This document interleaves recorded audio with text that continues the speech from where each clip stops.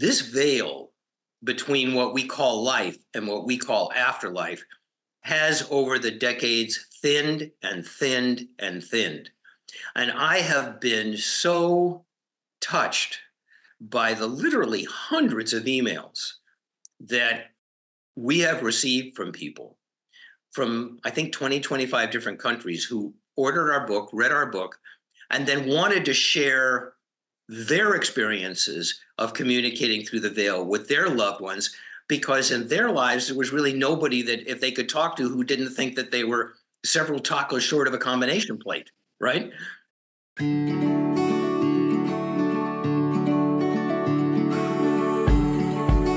Welcome to Soul Explorers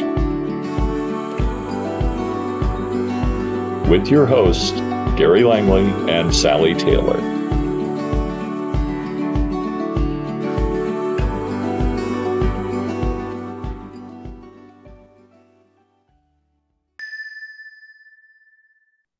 Welcome to Soul Explorers with your host, Sally Taylor. My name is Gary Langley, and today we have Stephen Simon with us. Stephen was a movie producer, produced such notable films as Somewhere in Time and What Dreams May Come, and he has a book, What Dreams Have Come, and we'll hear the story of that. Welcome, Stephen. It's great to have you on the show.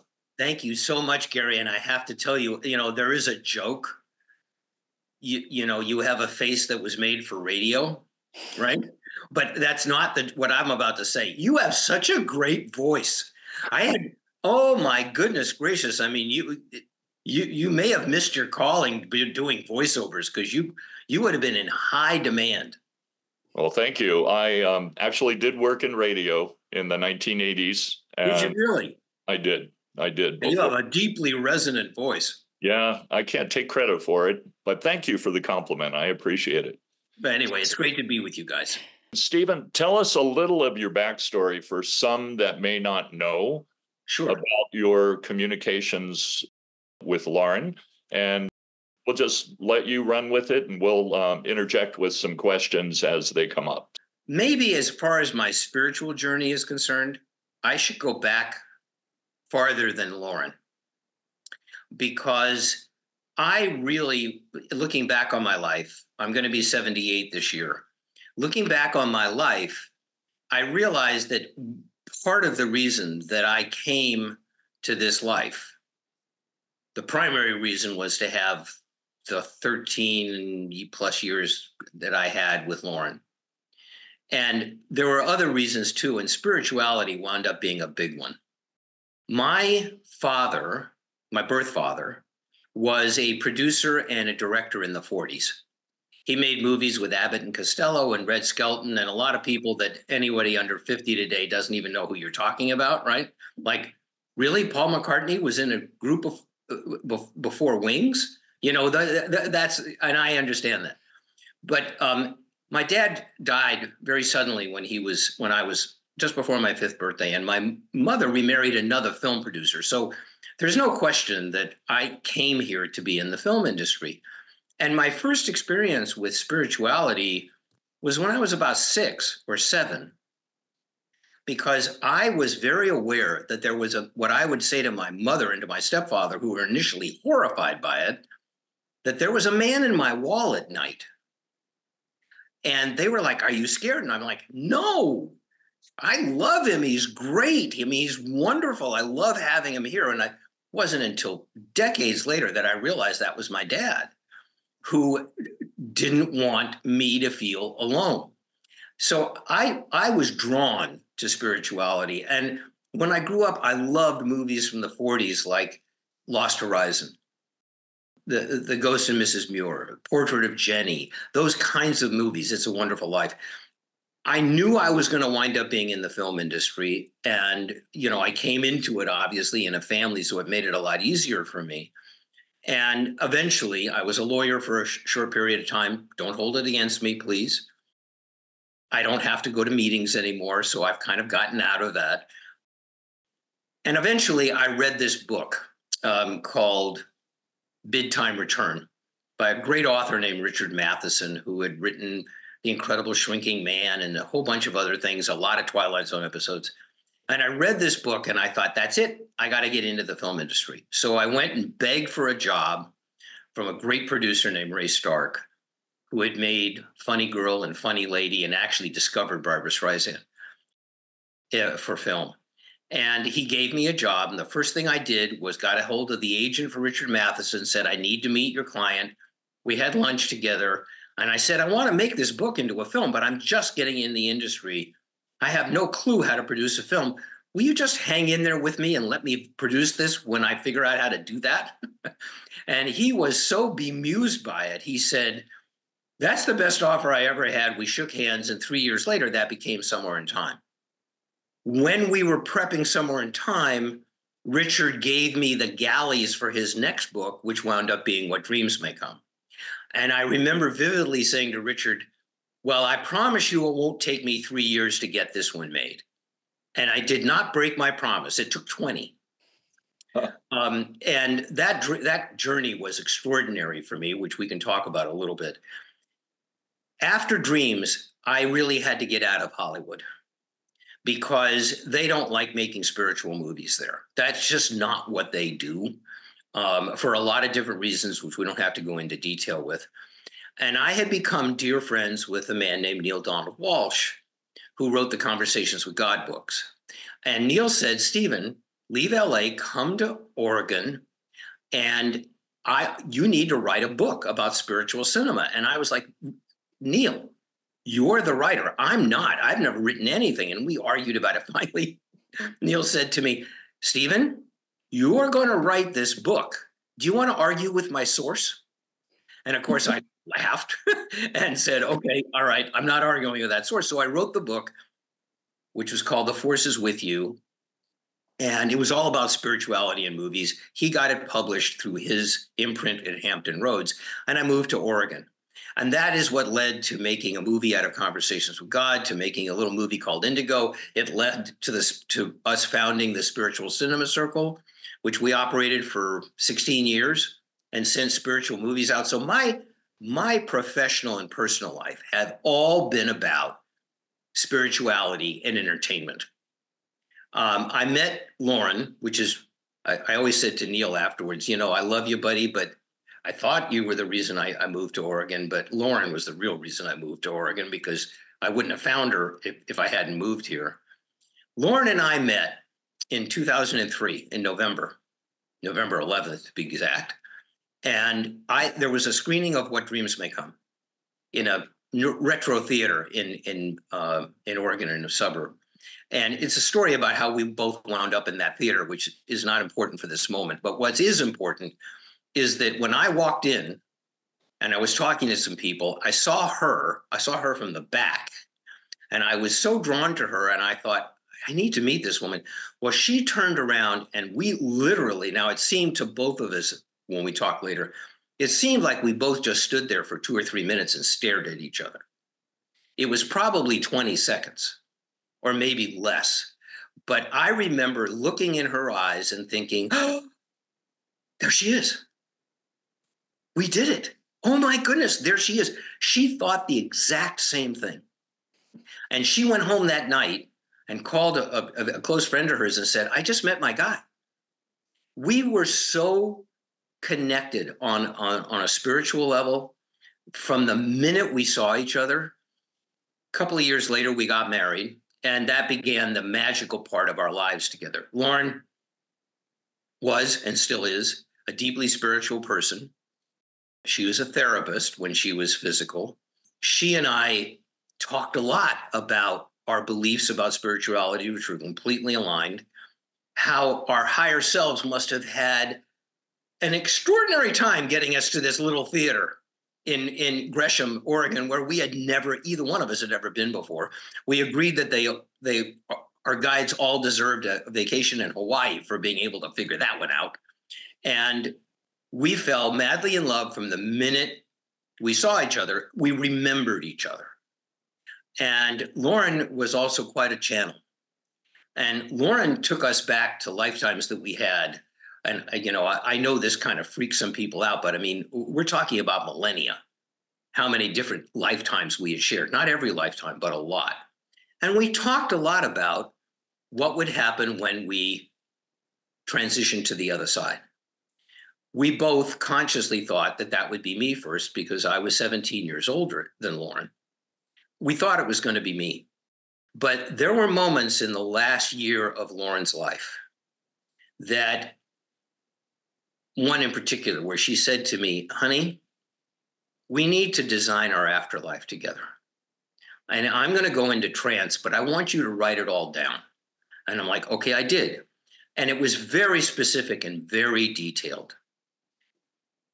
Last month or so of Lauren's life, she spent a lot of time curled up in my arms at night on my lap. She knew something was coming. There was a part of me that knew something was coming, but I denied it. And then on January 3rd, 2018, I went to the gym in the morning, as I usually do. I did at that time, early morning. I've always been an early morning riser. And I came home and she was usually, sometimes she stayed up later than I did and to watch movies on TV. And I came home and she was still in bed. And I thought, and it was 8. And I thought, okay, this is a little unusual, but I got involved and stuff. And then about an hour and a half, 2 hours later, I was like, gosh, what's going on? And I walked upstairs. I walked into our bedroom. Our lab, Lola, who is a yellow lab, a white lab, was cuddled up right next to Lauren, didn't even raise her head when I walked in the room. And I walked in and walked around the bed and immediately knew something was terribly wrong. And I tried to wake her and I couldn't. And I touched her and she was cold. At that point, I freaked out. I completely freaked out. Called 911, called our 2 daughters who lived nearby and just said, you need to get here. The emergency people arrived. I had had a heart attack in 2011 where my heart stopped 4 times, which terrified Lauren and our son, who was home when that happened. And the same guys that had saved me pulled up to the door. And one of them raced off he knew our house by then because Lauren, after I survived, had the firefighters, the EMTs, and everybody over to our house for dinner with their wives in gratitude. And the one guy, Dan, knew our house by that time. And he just raced in the front door and raced up the stairs. And I remember saying to him, Dan, she's gone. I know she's gone. She's not here anymore. I don't remember a lot of the rest of that day, but that began the grieving period. And it also began the period of time of like, okay, well, we thought it was going to be Lauren here and me on the other side. Obviously, that's not what happened. And that began my journey to try to connect with her. And those first 6 weeks were really hard on me. And when I talk to people about this, I say, everybody has their own energy and their own time. I mean, some people could they could come through the next day, our day. Some people it may take a year. Yeah, everybody has their own time thing. But it was really hard for me because we had said we would do this. Finally, 6 weeks after she transitioned, she did come through to me. And we talked about this in our book, which I'm going to talk to you about in a second. And that began our reconnection. And I started making notes on all the things that we talked about because, and it was really, I was keeping it as a diary for myself because I knew I wouldn't remember a lot of it. I also was thrown into the churning waters of grief, which anyone who has been through that understands what a really challenging and difficult and painful process that is. As a matter of fact, one night I was crying so hard. I missed her. This is before she reconnected with me. I was crying so hard I couldn't even breathe. And I called my dear friend Neale Walsch, and I couldn't get anything out of my mouth. And he just sat there and listened for a while and just sat with me. And finally I could speak. And I said, Neale, I am out of my mind in grief.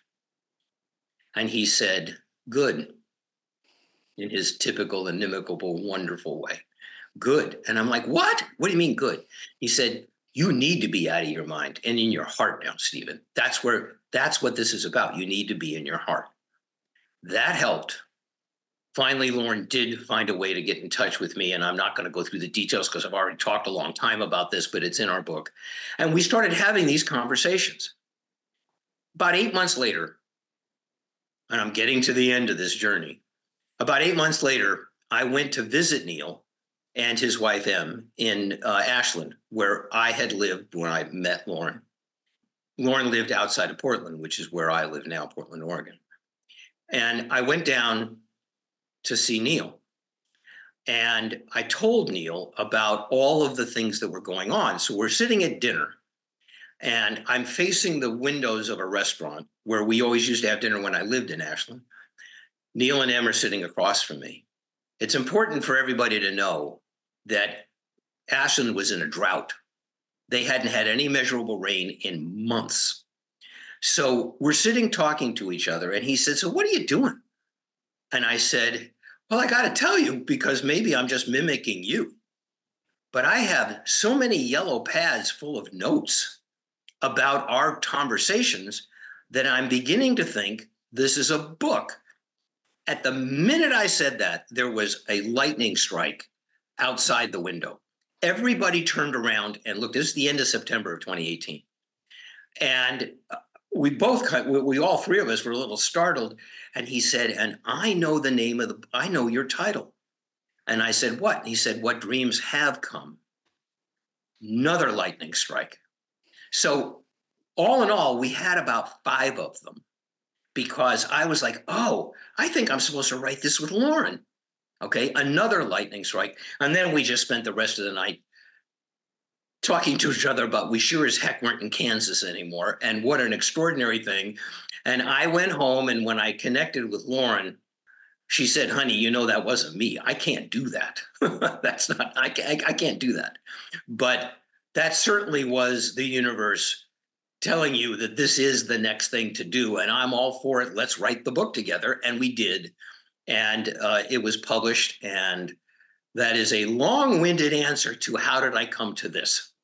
Let me ask you a question. How did your work on films like Somewhere in Time and What Dreams May Come help to prepare you for Lauren's transition? It seems like there's a lot of synchronicity between those films and what you've actually experienced, much after those films were produced. Without any question, because what is Somewhere in Time about? Somewhere in Time is about a guy who falls in love with a portrait and goes back in time to meet his love, and then, but she's been on the other side for years, and then he transitions, and they wind up in the last scene together in the afterlife. What's What Dreams May Come about? It's about a love story between 2 people. She dies, and he goes through literally the pit of hell, although we don't really call it hell, to try to retrieve her soul.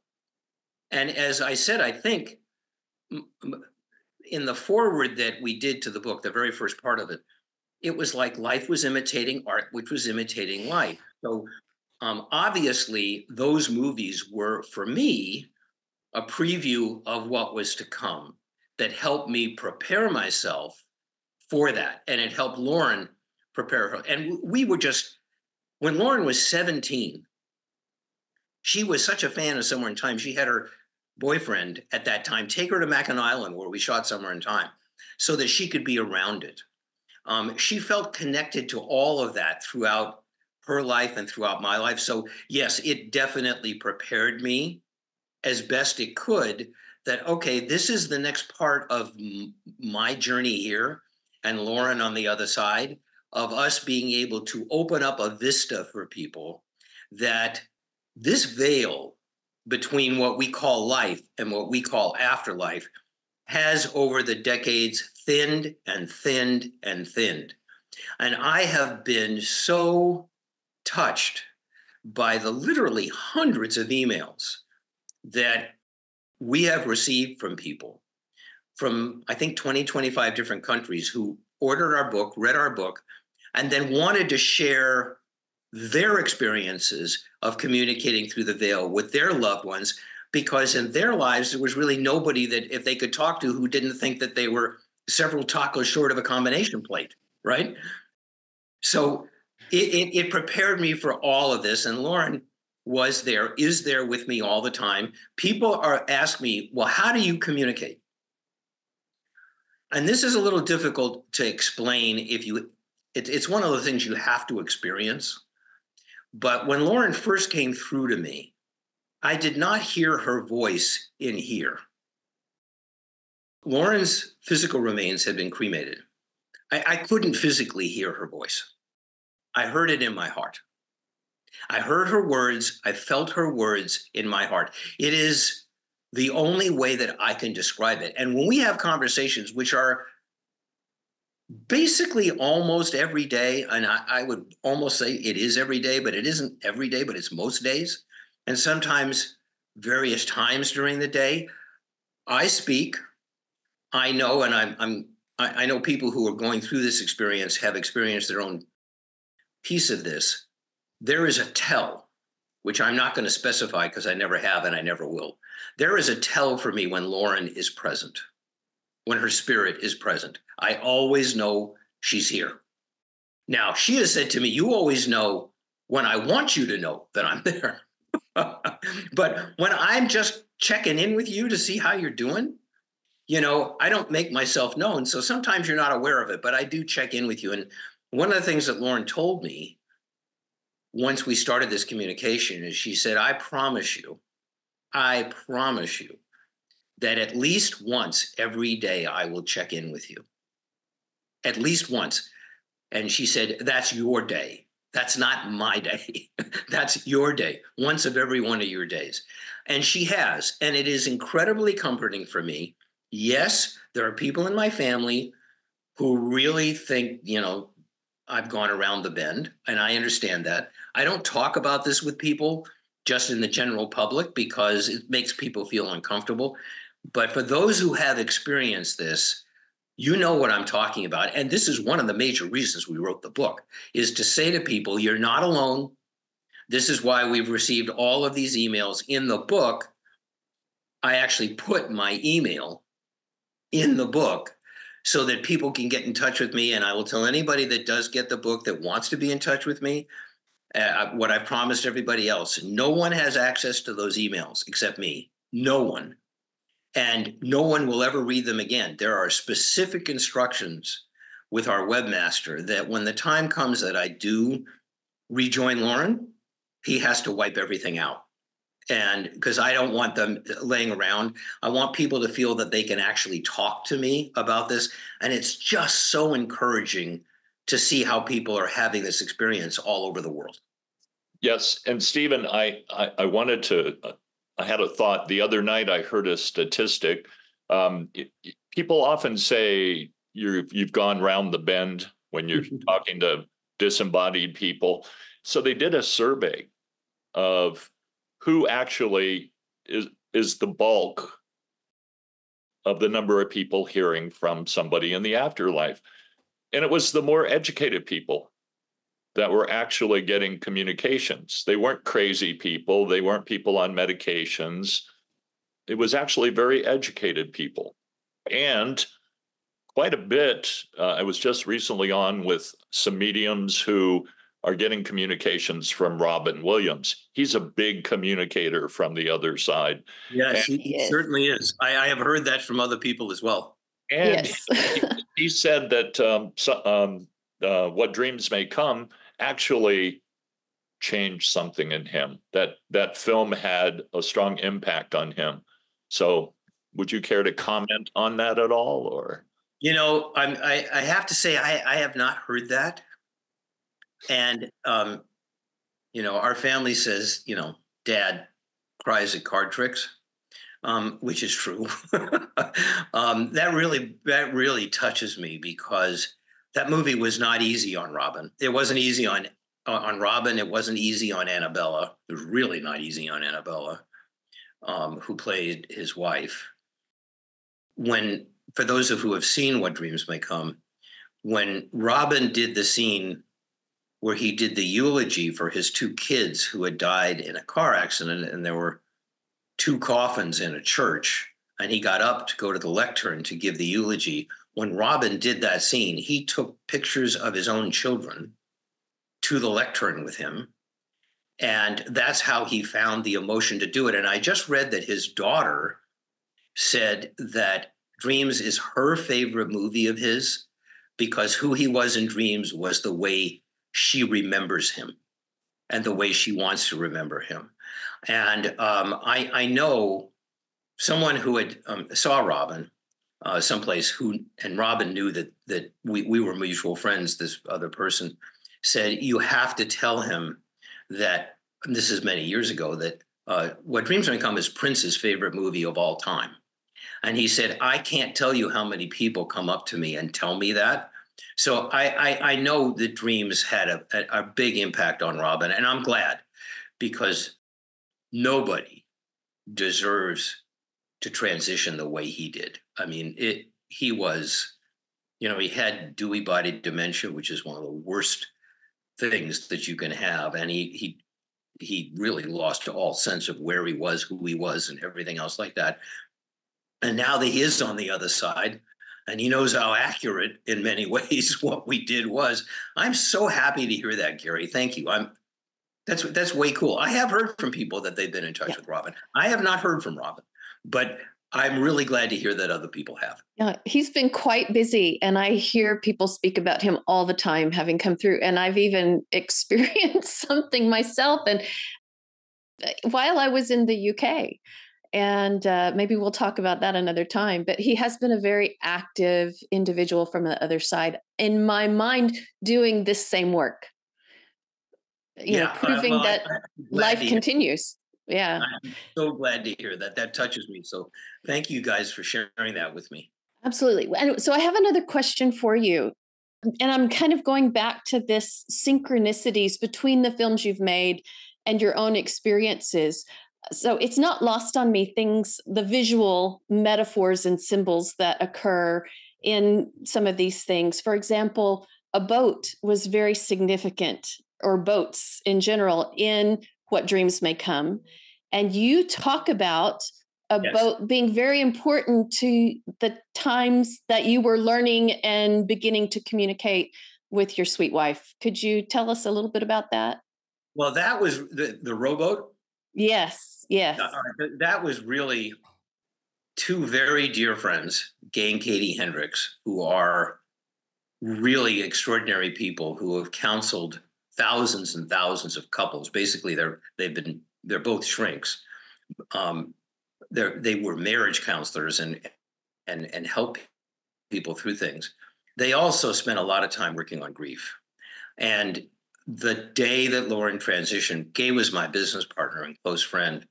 And the day that Lauren transitioned, I called Gay and Katie to tell them.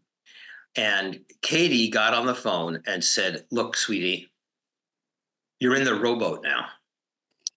And I want to tell you about the rowboat. So you're in a rowboat on a river. There are no seats. There are no oars. The only way that you can hang on is by hanging on to the sides of the rowboat. That river is the river of grief. Now, there are going to be moments in which you sail along pretty smoothly. And then there are going to be times when you hit rough waters. And then there are going to be times that you hit the rapids. And it shakes you to your core. The only way you're going to get through those rapids is to scream, cry, get every single piece of emotion that you can physically out of your body, and that will help you not tip over. The journey is individual for everyone. How long you're in that rowboat, how often you see the rapids, but eventually the rapids will be less frequent and they will be easier to get through. But you should know that for the rest of your life, you're going to have some experience with those rapids, because people saying that grief is just something that you go through and get over have never been through grief. Right. Grief does change in intensity. It does change in frequency, but it's always there. I mean, if I can see a couple walking down the street, and if they're holding hands, tears come to my eyes. It's been 6 years since Lauren transitioned. I'm a lot stronger today than I was obviously 6 years ago, but I still experience it. Anyway, that's the rowboat. Yeah. Thank you for sharing that. Since Lauren's transition, it has kind of directed you to experience more from your heart than your head. Yeah, I've always been hard. I have to say though, Gary, I've always been more heart oriented than I have been brain oriented. But I will say that right now I try to spend almost all of my time in my heart, because I'm a lot more comfortable there. I'm a lot more comfortable there, and this is so much about emotion. And people, I just don't think feel free to experience that and to express that as much. And I want to encourage people to do that. Good. So let me ask you another question about how Lauren comes through to you. Are you primarily what would be called automatic writing, or do you just kind of hear it and notate? How do you experience that communication when you say you have stacks? I'm definitely, I hear it. Okay. In my heart, I hear it. We have a vocal, if I can call them, I speak like I'm speaking to you now, to her, right? And Lauren speaks as you're speaking to me, Sally, and I hear it. We laugh a lot. When Lauren was still physical, we mostly laughed at me because I do a lot of ridiculous things and say a lot of ridiculous things. And I have dad humor in a really bad way, really bad way. And Lauren just delights in teasing me. And, those conversations, some of them we have, I wrote down in our book, where her humor, which was always wonderful, is even more attuned now. And we laugh a lot. And she's there at moments that I really need her. She's there for our kids. She has appeared to a lot of people that we know in some way or another who are actually open to it. So that really is how we communicate. Stephen, how has, well, you mentioned that you communicate every day with Lauren. Have there been any really monumental moments since I saw you 2 years ago that have transpired where it was one of those aha moments that you could share? Oh my goodness. Yes, I am sure there have been. But I have to tell you, Gary, honestly, partly because I'm 78, partly because a couple of years ago I couldn't find my sunglasses and a week later found them in the freezer, and partly because all of these years, time is, look, what's going on now in quantum physics, what's going on in science right now is that people are catching up with Albert Einstein, just beginning to catch up with Einstein. And one of Einstein's great observations was that there is no such thing as the past. There is no such thing as the future. All time is now. So I have to tell you, these last 6 years since January 3rd of 2018, I have a hard time distinguishing them. We've had things happen in our family that have been really difficult and in a couple of cases really tragic. And Lauren has always been around during that period of time, even more so for me and for the family, for the members of our family. There are members of our family that aren't quite sure this is real. And they know that I believe it's real, but they're not quite sure it's real. So they don't have as much communication with her. But a couple of our daughters in particular have the same type of feeling. Our daughter Brenna told me that she's a makeup artist in LA. She won't mind me telling you this story.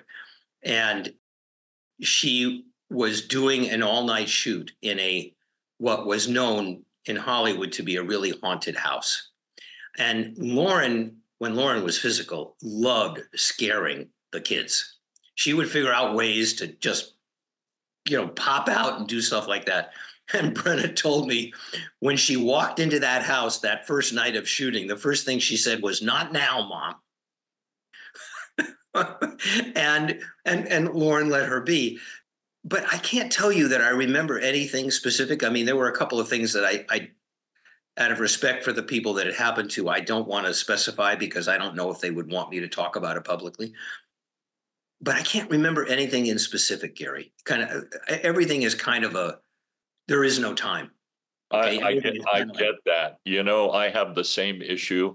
It weeks go by like days, months go by like a week. Yep.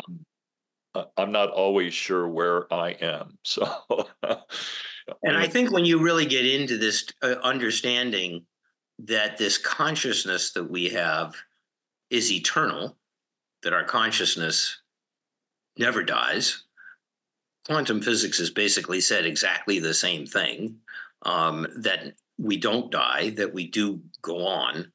And there's just way too many examples of people who have bleed throughs from past lives when they're in this life. This is happening. And our humanity is expanding in a way that I think is really important, because now we're dealing with the specter of AI, which to me is frankly, is a really frightening thing, because our technology has gotten way ahead of our humanity anyway. AI will never have two things. It'll never have a physical heart, and it'll never have a soul. The fact that the movie industry just went through 6 months of strikes by both the actors and the writers that would have been solved in a week or two if it was just about money. But it was about AI, because there was talk of getting, if an actor only showed up for one day on a set for something, or an extra, they wanted to get the rights to get permanent use of that visual, and through AI be able to expand that all over. They wanted to be able to have AI write scripts, which is a terrifying idea to me. I know that they can write factual things, but they aren't going to. You're telling me that AI is going to be able to write Forrest Gump? No way. Okay, no way. So it scares me a little bit, and I think it's more important now than it is any other time for us to really examine our humanity. You know, and I'm glad you said this, because there's something about this that really has disturbed me. You know, the comedian Bill Maher, a couple of years ago, he did a thing on his show. It was during the Academy Awards time, in which he said, "Hey, I have a question to ask of all you guys who are running the studios. Do you think that maybe just every once in a while you can make a movie that doesn't make me want to take a bath with a toaster?" And we need that. You know, we need to be reminded, yet, yes, human beings can be awful. We can be cruel. We can be vicious. We can be racist. We can be yes, all of that exists. But also, we are a beautiful species that knows consciously how to love, consciously how to forgive. I don't know if either one of you remember the movie Starman, but there was a wonderful moment in Starman in which Jeff Bridges, who plays the alien, says to the woman that he's traveling with, "You know what I love best about you human beings? You're at your very best when things are at their very worst." And when you see natural disasters happen, when you see people who have been tragically killed or injured, and you see their community come around them, the reason that the movie Witness was, I think, one of the reasons it was such a big hit is because there's a sequence in that movie where a barn is destroyed and the entire community gets together over a 2-day period and rebuilds the barn. They don't charge for it. They just get together and help each other. And I think right now, with all the fear there is in the world, all of the hangover from the pandemic, the fact that our culture is like this, that the ability to compromise has become a dirty word. People have lost the ability to do that.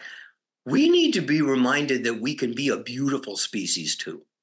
To me, that is really what I wanted to portray in the films that we talked about, It's what we portrayed, I hope it's not betrayed, portrayed in our book. I really think it's time for us to go back a little bit and say, wait a second, we are not these awful people all the time. Stop it. Stop it. Let's do some movies that make us feel better about being human. And the movie industry has such potential to do that. And I think that's good reason why movies like the ones you have made have such longevity. I feel that they do, whether I'm right or wrong on that. I think there's more and more demand for entertainment that addresses these topics. And I do think that the creative process is a bit of a channeling as well. And that so many films are being made with these topics and these concepts that are helping to shift the zeitgeist. You definitely were an early proponent in that, I think, and I'm really grateful. The journey was challenging, certainly, when I was still making films. And I remember vividly after Dreams came out, and Dreams was pretty eviscerated critically, except by Siskel and Ebert. Do you guys remember Siskel and Ebert? Yes. I hope most people who are here do, but if you don't, they were the two first and most influential television personalities that did film reviews. And they had an enormous effect on filmmaking and on the industry and stuff because they were so powerful. I actually knew Gene from our college days. I'm not going to get into the story about it, but we knew each other. And when I got into the film industry and Gene became a film critic, I was like, I am in. I have a friend and he became a really powerful critic. And Gene then proceeded to eviscerate every movie that I made. Okay, he just was horrible about them. Actually, when they reviewed All the Right Moves that I did with Tom Cruise in 1983, he and Roger got into an argument. And at one point, Roger said, I know the producer of this movie is a friend of yours, Gene. We talk about doing serious teenage movies. So years later, I saw Gene someplace when we were doing a screening of a film. And I said, are you ever going to give me a good review? He said, you ever going to make a good movie? And we laughed about it. He laughed about it. I felt nauseous. Anyway, fade out. I lost touch with Gene. Dreams came out. Gene called it one of the great achievements in the history of film. And when I tried to reach him, I was told that he was critically ill, that he had a brain tumor, and that he was going to pass, which he did very quickly, I think right after that. And I will always believe that the reason that Gene responded to Dreams is that it comforted him at a time in his life when he was facing going through that veil, and it really comforted him. When that happens, when a film can touch that, then I think that is the highest use of movies. Yeah. That is, if we can touch people's hearts and really make them feel better about the human experience, to me, that is the highest use of movies. Well, and it was just such a beautiful human story. And on top of that, it was so visually stunning. And for me, that's half the communication. So really beautiful. It was, that one of the reasons it took me 20 years to get that movie made is that nobody knew how to make it. I at one time I had a whole file drawer of rejections of Dreams by really terrific directors who said, God, I'd love to know. I don't know how to do it. And I finally, I'm not going to tell you the whole story because it's too long, but I finally met a great director from Australia named Vincent Ward, who said, I know how to do this. When he transitions, when Robin transitions, he is going to transition into a world of wet paint. Because his wife is a painter, she's a curator at a museum, they both love painting, it will be comforting to him. He will be the only human thing, real thing, and everything around him will be this beautiful world of wet paint. And I was like, oh my, how brilliant. And I said to him, can we do that? And he said, of course we can. And I said, do you know how? He said, of course I don't. but we will figure it out. And he did. I mean, he and the designers and the special effects people. And that's why, and I'm really proud of this, that I had nothing to do with this. This is obviously the effects people and Vincent and our incredible production designer.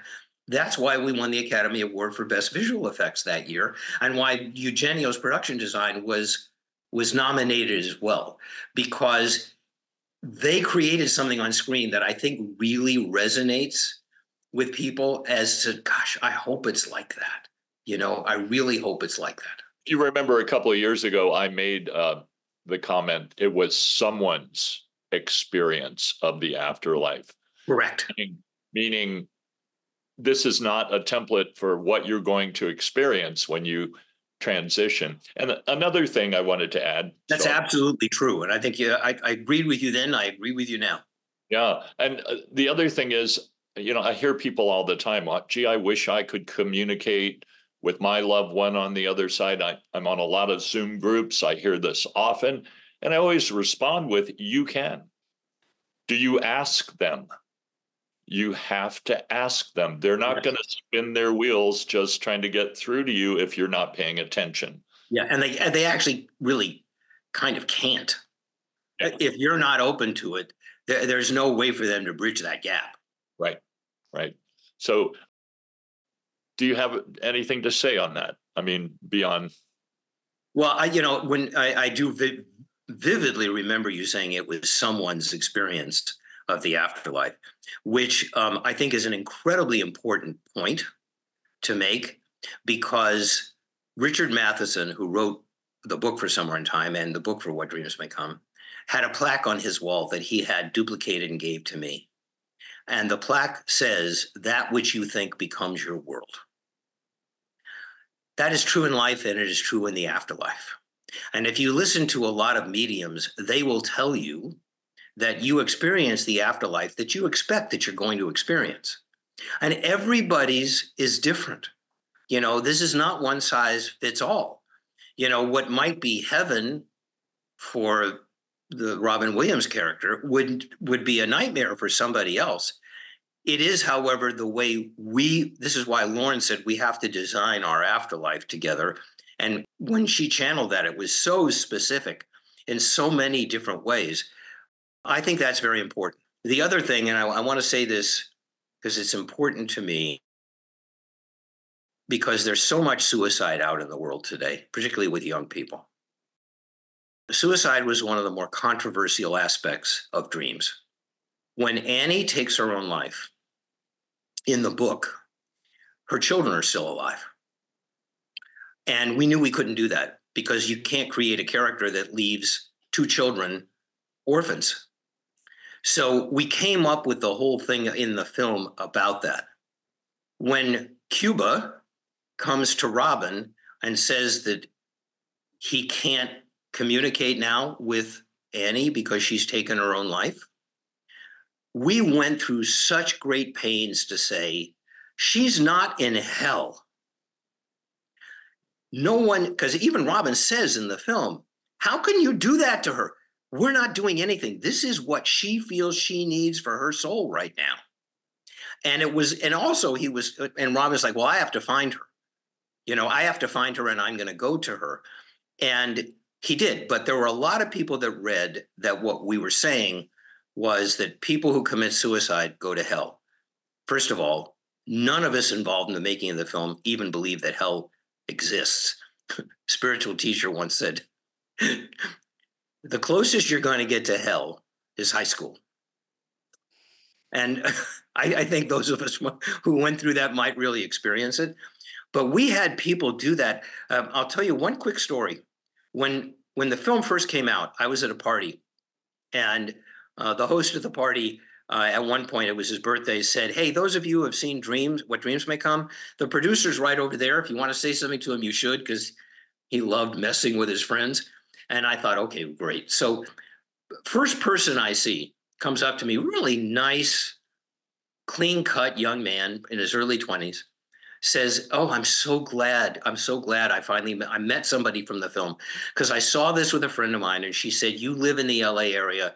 if you ever see anybody with the film, would you please deliver a message for me? And I thought to myself, oh boy, here it comes. And I was not wrong. And he said, in the nicest way, he said, she wants you to know that you are an inhuman monster. And then with impeccable comic timing, he's put his hand on my shoulder and he said, I hope you don't take that personally. It's like, no, I won't take it personally that I'm an inhuman monster. But she read, because her father had taken his own life, what she saw was that we said all suicides go to hell, which we did not say. Again, we see what we expect to see. And she saw that. We had so many discussions after screenings of the films with people having that conversation back and forth.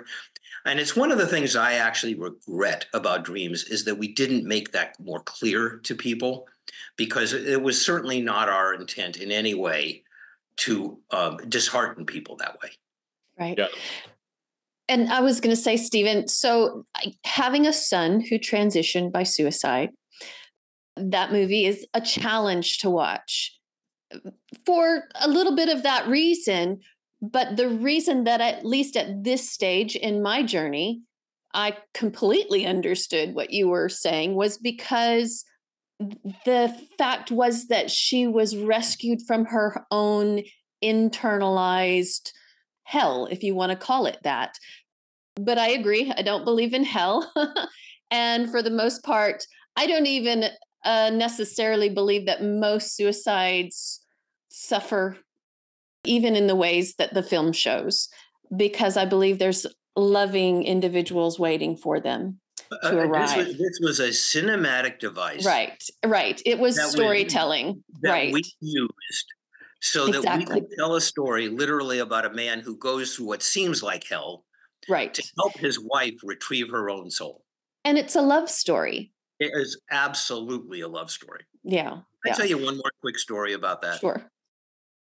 Do you remember the scene in the film where Robin is just about to reach her in the nightmare version of the house that she's living in? And he gets to a plateau that he walks across, and vast plateau of upturned faces that he has to walk through or walk over. When we were prepping the film, the director is one of my dearest friends now, and we've been dear friends forever. But often on a film, a director and a producer will have creative differences. And as long as you keep them on a creative level, it's fine. It's actually healthy. It's really healthy. So the production designer walked into me one day with a whole bunch of things under his arm. And he said, have you seen the designs for that scene? And I said, no. And he said, yeah, I'm not surprised. You need to. So he shows me the sketches. And I see these upturned faces and torment and stuff. And I stormed into Vincent's office. And I closed the door and I said, what are you doing? This is a love story. This is going to scare the crap out of people. You know, it's not a horror movie, Vincent. So we start yelling at each other. So much so that we found that everybody in the production office went out in the parking lot because they did not want to hear the producer and the director of the movie yelling at each other that way. And we really went at it. It was nothing personal. I didn't insult him. He didn't insult me. But we just had this great disagreement. Finally, Vincent said to me, Stephen, this is a movie about a man who is willing to go through hell to save his wife. He does not go through heck. And I cracked up. And we wound up on the floor. We were both crying, laughing so hard we were crying on the floor. It is a love story. You're right. It is absolutely a love story. And it is dark in places because she went to a dark place. And what is more romantic than a man who is willing, or a woman, it could have been a woman in Robin's part, and it could have been the husband in the house, a person who is willing to go to the lengths that he was willing to go to help her retrieve her own soul. And then have that really positive ending at the end when they come back to life together to do it again. So obviously, Stephen, there are lower planes of existence, but we're not stuck there. Not the old story of you're banished to hell forever. And I never use the word hell. It's a projection of our own inner state. So what we are reflects back to us when we're on the other side. This is something that and I don't try and convince people of the afterlife, Yeah. but my thing is, if you're going to take a trip to another country, don't you want to know about that country, its culture, its food, what you're going to experience? Well, this is the biggest trip of all, and we all take it. How do you, Stephen, understand the link between creativity and life and the synchronicities that occur? What do you think is going on there? Wow. I'm not sure I know how to answer that question. When you say the link between creativity and life, what do you mean? Well, just the fact that life seems to imitate art and art seems to Oh, imitate life so frequently yeah. and in very specific ways often. Well, okay. Here is my feeling about that. Remember the Matrix movies? Mhm. Matrix movies were all about all of this is an illusion.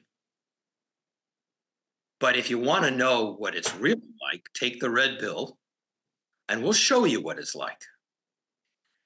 I believe that all of this is an illusion and that the real world is on the other side. And I think what those of us who have worked and are working in particularly this realm of bringing spirituality into film are conscious, or it may be our subconscious, it may even be our unconscious. We are actually translating as best we can from the real world into this illusion.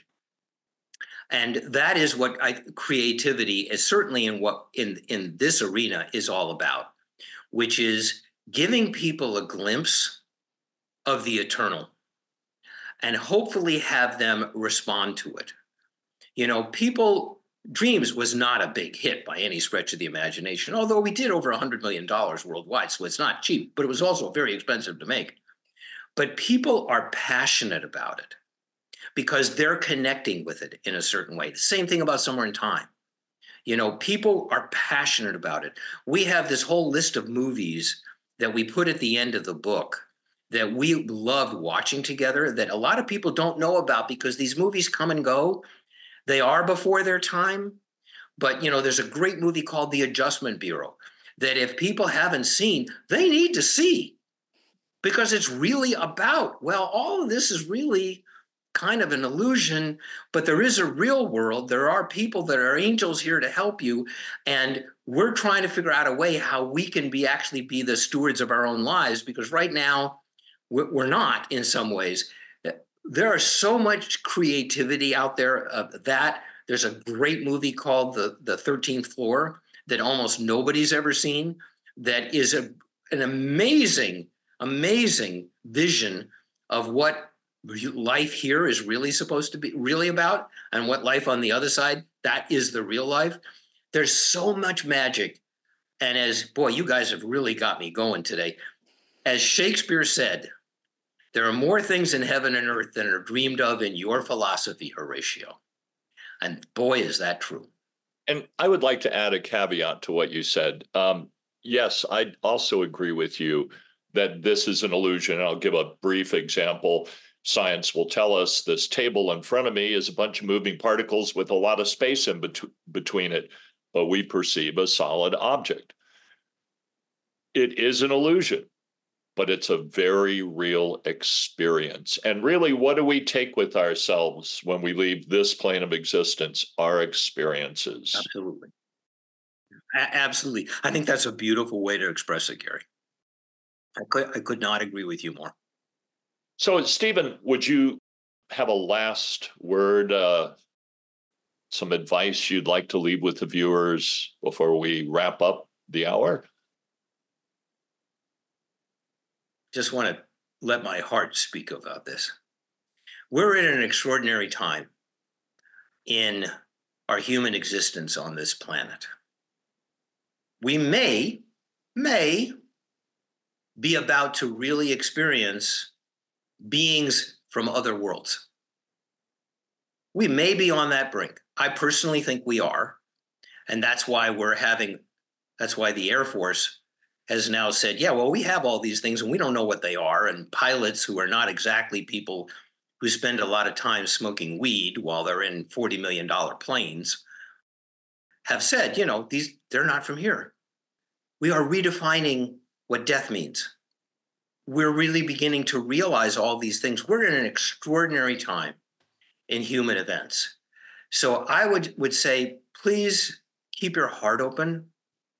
Recognize that there is great magic in the world and that we can have a wonderful effect on each other and on our humanity, and maybe find a way to get through all of this together. Because right now, we're not doing that. And I hope we can find a way to do it. That's beautiful. Stephen, Fantastic. Thank you so much for joining us on Soul Explorers today. It's been a real pleasure, one, to see you again, my friend, and to spend this time with you. If you enjoyed this content, please hit like, subscribe, and ring the bell for notifications.